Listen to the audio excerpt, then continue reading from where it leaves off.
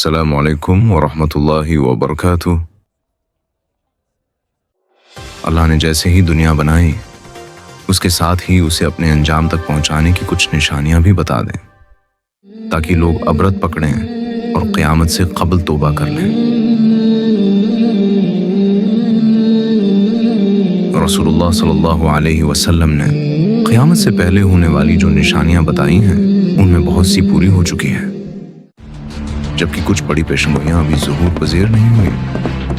ان پیشن گوئیوں میں ایک بڑی پیشن گوئی امام مہدی علیہ السلام کا ظہور ہے، جو قیامت سے پہلے ہوگا۔ آخری نبی حضرت محمد صلی اللہ علیہ وسلم نے یہ حدیث میں یہ خبر دی ہے کہ قیامت سے پہلے ایک زمانہ ایسا آئے گا کہ دنیا میں کفر پھیل جائے گا، زمین ظلم اور سرکشی سے بھر جائے گی، اسلام صرف مکہ اور مدینہ کی طرف سمٹ جائے گا۔ اس وقت نبی صلی اللہ علیہ وسلم کی بیٹی سیدہ فاطمہ کی اولاد میں سے ایک شخص پیدا ہوگا جو زمین کو عدل و انصاف سے بھر دے گا۔ ان کی حکومت تمام روز زمین پر ہوگی، لہذا رسول اللہ صلی اللہ علیہ وسلم نے فرمایا دنیا ختم نہ ہوگی یہاں تک کہ عرب کا بادشاہ ایک شخص بنے گا جو مجھ سے یا میرے گھر والوں سے ہے، اس کا نام میرے نام کے مواقف یعنی محمد ہوگا، اور اس کے باپ کا نام میرے والد کے نام کے مواقف یعنی عبداللہ ہوگا۔ وہ زمین کو عدل و انصاف سے بھر دے گا جیسے وہ ظلم و زیادتیوں سے بھری ہوئی تھی۔ اس روایت سے پتہ چلتا ہے کہ قرب قیامت میں مسلمانوں کے ہاتھوں سے حکومت چھن چکی ہوگی، حالات بد سے بدتر ہو جائیں گے اور ہر طرف کفر و شرک عام ہو جائے گا۔ اس دور میں حکومت پر بیٹھے رہنما طاغوت کی اطاعت کرنے والے ہوگے جو ظلم و زیادتی کریں گے اور عوام ان سے پریشان ہو چکی ہوگی۔ لیکن اس تاریخ دور میں ایک نور پھوٹے گی، بالکل اسی طرح جیسے عرب زمانہ جاہلیت میں کفر و شرک کیا کرتے تھے اور پوری دنیا میں ظلم و شرکسی کا بول بالا تھا۔ اس وقت اللہ نے انسانیت کی رہنمائی کے لیے حضرت محمد صلی اللہ علیہ وسلم مابعوث کیا تھا۔ اسی طرح قرب قیامت کے ان برترین حالات میں اللہ امام مہدی علیہ السلام کو مابعوث فرمائے گا۔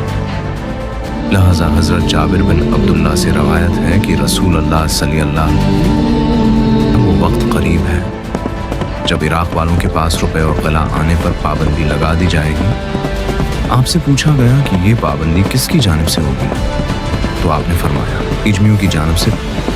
پھر کچھ دیر خاموش رہنے کے بعد کہا کہ وہ وقت قریب ہے کہ جب اہل شام پر بھی یہ پابندی لگا دی جائے گی۔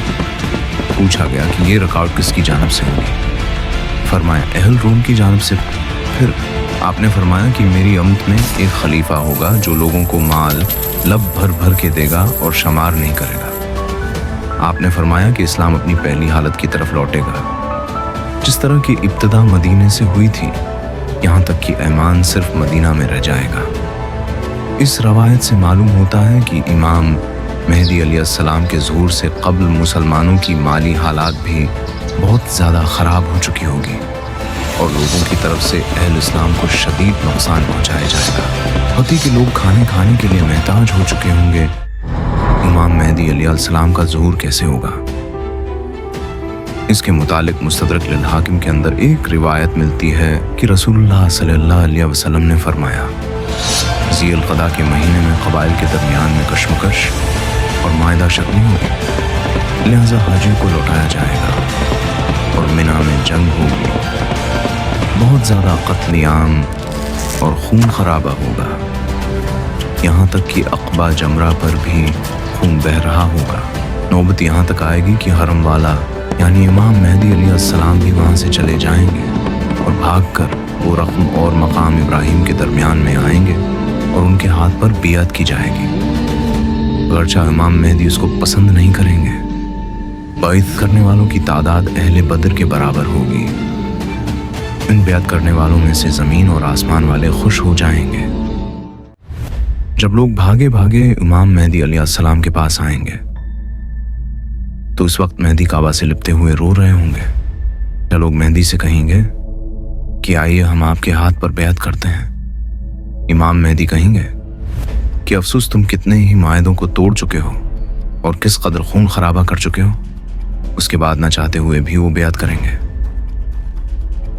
پھر آپ نے فرمایا اے لوگو جب تم انہیں پالو تو تم ان کے ہاتھ پر بیعت کر لینا، کیونکہ وہ دنیا میں بھی مہدی ہیں اور آسمان میں بھی مہدی ہیں، لہٰذا امام زمانہ مہدی علیہ السلام کو لوگ ان نشانیوں سے پہچان لیں گے اور ان کے ہاتھوں پر بیعت کریں گے۔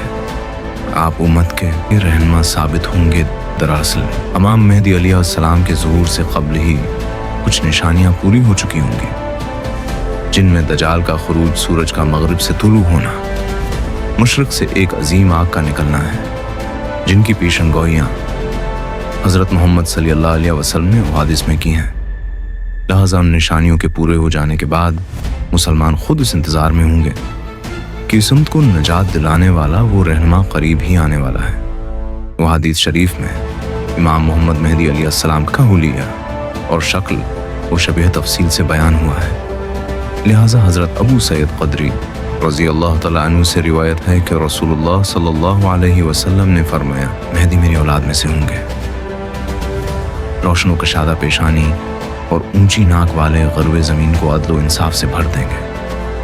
جس طرح وہ ظلم و ستم سے بھری ہوئے تھے، وہ 7 برس تک زمین پر پرسر اقتدار رہیں گے۔ ایک روایت میں آتا ہے کہ امام مہدی علیہ السلام کے چہرے مبارک کی رنگت عربی اور جسمانی صاف اسرائیلی ہو گیا۔ جب امام مہدی علیہ السلام کا ظہور ہوگا، اس وقت حضرت عیسیٰ علیہ السلام بھی آسمان سے نازل ہو چکے ہوگے۔ حضرت عیسیٰ علیہ السلام اللہ کے برگزیدہ نبی تھے، جنہیں آپ کی زندگی میں ہی آسمان پر اٹھا لیا گیا تھا۔ ایک پیغمبر ہونے کے باوجود عیسیٰ علیہ السلام نماز شروع کرنے والے ہو گئے۔ لہٰذا روایتوں میں آتا ہے کہ صبح کی نماز کے وقت دمشق کے مسجد کے شرقی مینار پر عیسیٰ علیہ السلام نازل ہوئے۔ وہ اس وقت دیکھیں گے کہ حضرت امام مہدی علیہ السلام نماز شروع کرنے والے ہیں۔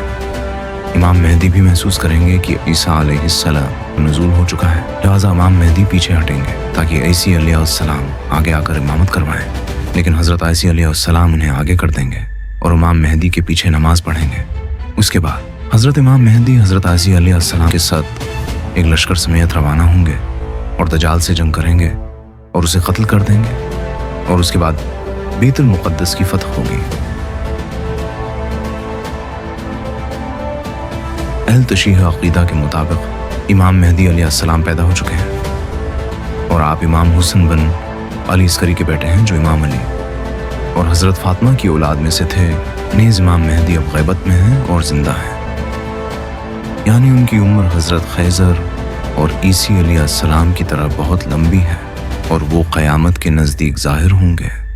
اگر یہ کہانی آپ کے دل کو چھو گئی ہو تو لائک کریں، کمنٹ کریں اور سبسکرائب ضرور کریں تاکہ ایسی روحانی سفر جاری رہیں۔ ہر تخلیق میں ایک نشانی ہے، ہر لمحہ ایک سچائی کی سرگوشی کرتا ہے۔ آئیے ہم مل کر روشنی، غور و فکر اور ایمان کے راستے پر چلتے رہیں۔